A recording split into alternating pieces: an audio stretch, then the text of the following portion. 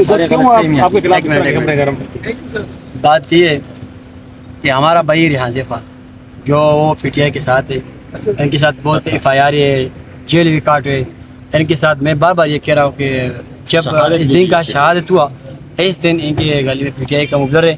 اگر ہم دوسری طرف جا رہے تو ہم اپنے بھائی کے ساتھ غداری کریں. یہ سب جھوٹ ہے. میں آج بھی خان صاحب کے ساتھ ہوں، میں کل بھی خان صاحب کے ساتھ ہوں.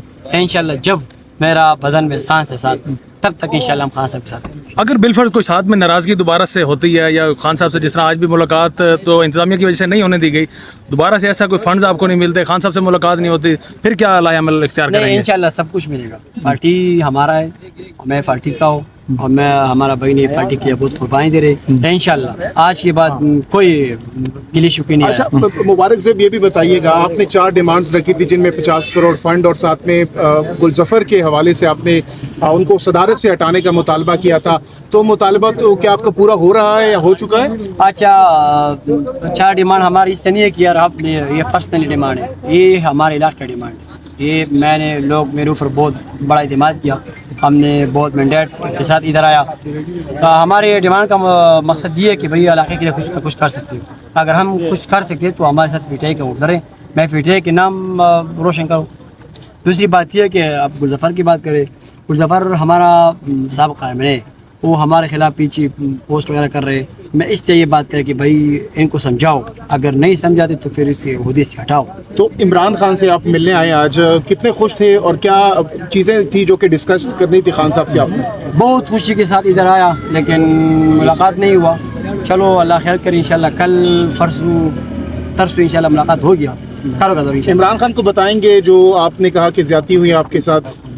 نہیں میں خان صاحب کو صرف یہ نہیں کہہ رہا، خان صاحب خود تو بہت مشکل میں ہے.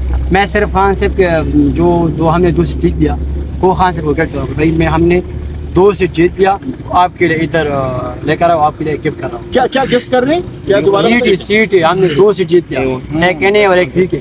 ہم دونوں خان صاحب کو گفٹ کر رہا ہوں. گفٹ کرنے کے لیے آتے ہیں؟ گفٹ کرنے کے لیے ادھر آیا. تو آپ کی پہلے کیا خان صاحب سے کبھی ملاقات ہوئی ہے زندگی میں؟ نہیں ہم نے نہیں ملاقات ہوئی.